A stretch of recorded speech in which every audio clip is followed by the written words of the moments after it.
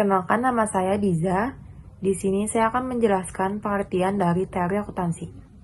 Teori akuntansi adalah kumpulan asumsi, kerangka kerja, dan metodologi yang digunakan dalam penerapan prinsip laporan keuangan. Teori akuntansi memiliki fungsi menjadi pegangan bagi lembaga penyusunan standar akuntansi. Kemudian, sebagai rujukan untuk menyelesaikan masalah dalam hal tidak ada standar resmi. Menentukan batas dalam hal melakukan judgement dalam penyusunan laporan keuangan. Ada juga kegunaan dari teori akuntansi. Pertama, memberikan rujukan ke dasar untuk menilai prosedur dan praktik akuntansi. Dan yang kedua, memberikan pedoman terhadap praktik dan prosedur akuntansi yang baru. Perkenalkan, nama saya Angelina Situmea. Di sini saya akan menjelaskan terkait hubungan antara pemakai laporan keuangan, fenomena sosial, prinsip akuntansi, serta teori akuntansi. Laporan keuangan adalah dokumen yang menyajikan informasi keuangan suatu entitas, termasuk neraca, laporan laba rugi, dan arus kas. Yang pertama, pemakai laporan keuangan. Pemakai laporan keuangan seperti investor, kreditur, manajemen, dan regulator memiliki kebutuhan informasi yang berbeda. Mereka menggunakan laporan keuangan untuk menilai kinerja, risiko, dan potensi pertumbuhan perusahaan. Selanjutnya, teori akuntansi. Teori akuntansi membantu dalam mengembangkan prinsip-prinsip akuntansi dan membangun dasar untuk memahami bagaimana laporan keuangan disusun. Misalnya, teori akuntansi berbasis nilai wajar mempengaruhi cara aset diukur dan dilaporkan. Selanjutnya, prinsip akuntansi.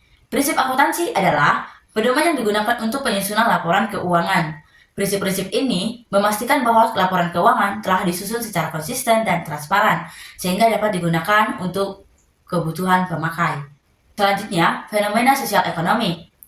Perubahan dalam kebijakan pemerintah, seperti kondisi pasar dan tren industri, akan mempengaruhi cara laporan keuangan disusun dan diinterpretasikan melalui fenomena sosial ekonomi.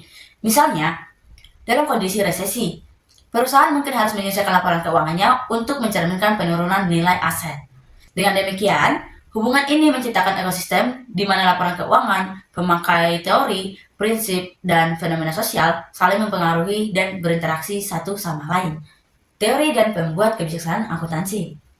Dalam penyusunan kebijakan akuntansi yang akan dijadikan sebagai dasar praktik atau teknik akuntansi yang dipengaruhi oleh beberapa faktor sebagai berikut. 1. Teori akuntansi. Contohnya, dapat dilihat dari nilai yang mempengaruhi bagaimana aset, liabilitas, diukur dan dilaporkan dalam laporan keuangan. Yang kedua, faktor politik.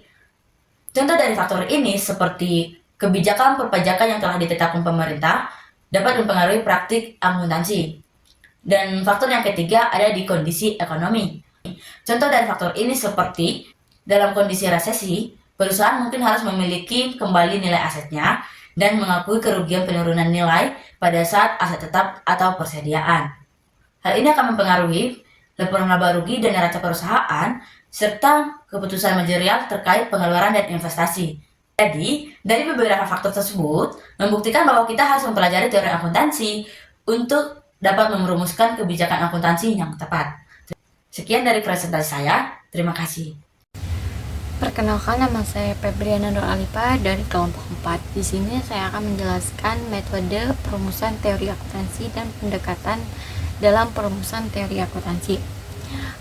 Metodenya di sini ada 4. Yang pertama yaitu ada deskriptif. Metode ini menjelaskan praktik akuntansi yang sudah berlaku saat ini.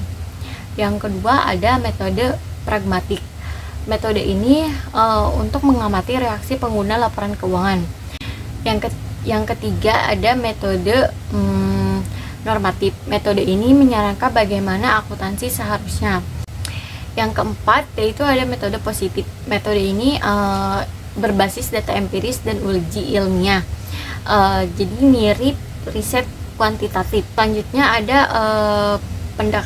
pendekatan dalam perumusan teori akuntansi ini ada 3. Yang pertama ada sintaktik ini memakai logika seperti silogisme. Dan yang kedua ada semantik. Semantik ini menghubungkan teori dengan realitas lewat definisi operasional. Dan yang ketiga ada pragmatik.